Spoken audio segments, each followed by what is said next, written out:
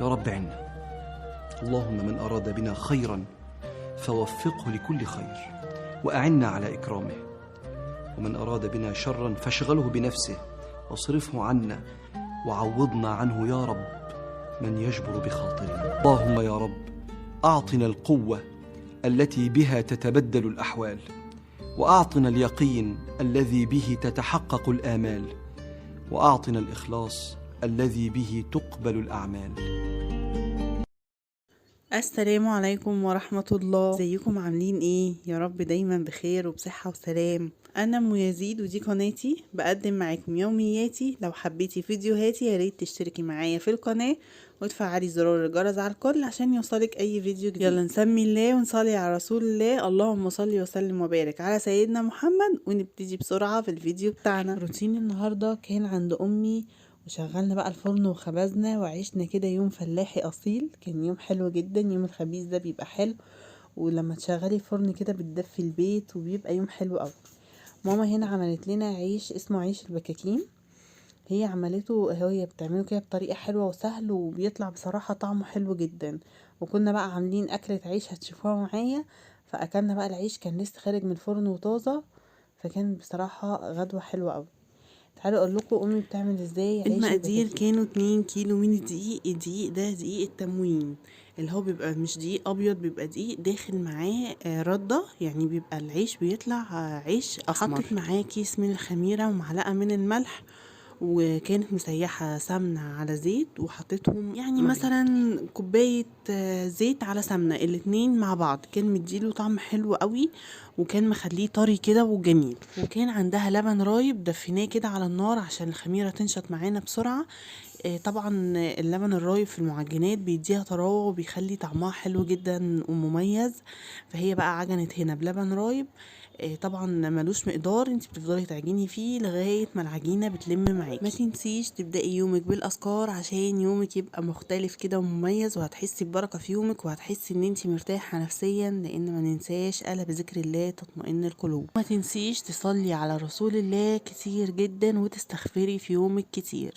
العجينة هنا كانت خلاص لمت معانا وكانت طرية كده. كانت بقى عايزة بقى خلاص ان احنا نغطيها كده غطا حلو، عشان احنا طبعا بقينا في الشتاء، فالعجينة ما بتخمرش بسرعة.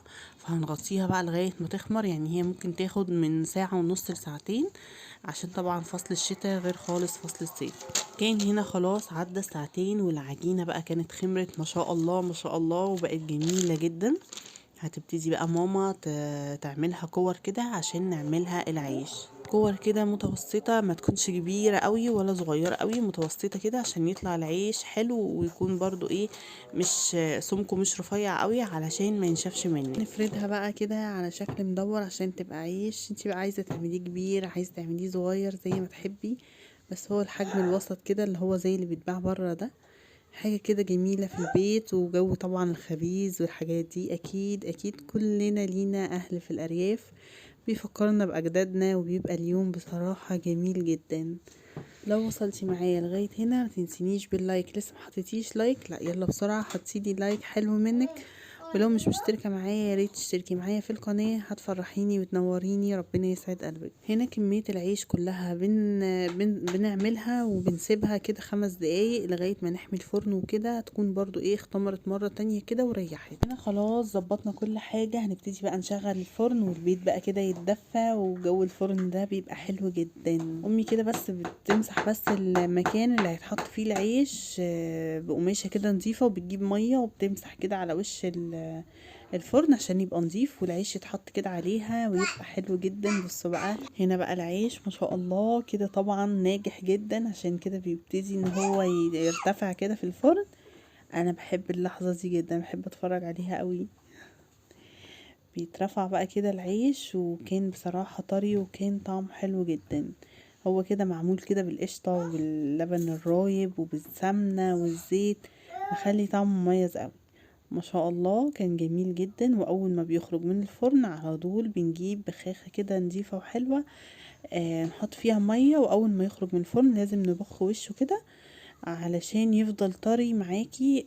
لو حتى بات عندك او حاجة يفضل طري معاكي كده ويبقى حلو. هنا اهو بنبخه كده بالميه اول ما يخرج، وبننزله على قماشه نظيفه، وبعدين بنحطه بقى في الطبق اللي هنعينه فيه، وبنغطيه كده بقماش كويس جدا علشان يفضل طري معانا، ما ينشفش يعني مننا ولا حاجه. مفيش احسن من الخبيز في البيت، خصوصا في فصل الشتاء، بيدفي البيت وبتحسي كده ان انتي بيتك كده مليان بركه وخير. بجد ان انتي تخبزي دي حاجة حلوة جدا. لو تقدري تخبزي العيش وما تشتريهوش برضو دي تبقى حاجة جميلة. العيش بيبقى حلو قوي في البيت، خصوصا الطازة ده احسن بكتير من بتاع الافران. بس بقى وده كان كده الخبيز بتاعنا النهاردة، ودي بقى كانت الكمية كلها. بنحطها كده في طبق كبير، وبعدين بنغطي بقى عليه كده بقماش حلو كده عشان يفضل ايه طري معانا. هنحط بقى الاكل بتاعنا اللي هو كان النهارده امي عامله لنا فسيخ وسردين ورنجه. اكله كده جميله طبعا مفيش زيها، انا بحبها جدا، وماما كل الحاجات دي معموله بايديها، هي اللي عامله الفسيخ وهي اللي عامله السردين. وكمان طبق بقى بتنجان مقلي وفلفل مقلي وكوسه مقليه. وطبعا لازم الاكله دي معاها بصل بالليمون وسلطه كده خضراء والخس الكابوتشا. بس بقى طلعنا بقى من العيش اهو، كان هنا بقى عدى عليه شويه كده، كان جميل جدا بصراحه وطري وطعمه حلو جدا مع الاكله دي. يا اكلنا كتير قوي. الحمد لله على كل حال. وده كان بقى كده الفيديو بتاعي النهارده. طبعا اولادي لازم يتنططوا كده حوالين الحاجه، ربنا يا رب يديمها علينا نعمه. اتفضلوا معانا يا جماعه، وربنا يا رب يخلي امي ويخلي والدي ويخلي امهاتنا جميعا يا رب، ويرحم كل من اتوفى.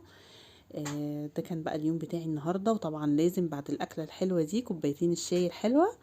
بس كده ده كان الفيديو بتاعي النهارده، بتمنى يكون عجبك، وما تنسينيش في اللايك واشتراك في القناه. وان شاء الله انتظروني في فيديوهات تانية كتير. اسيبكم ان شاء الله في رعاية الرحمن. مع السلامة.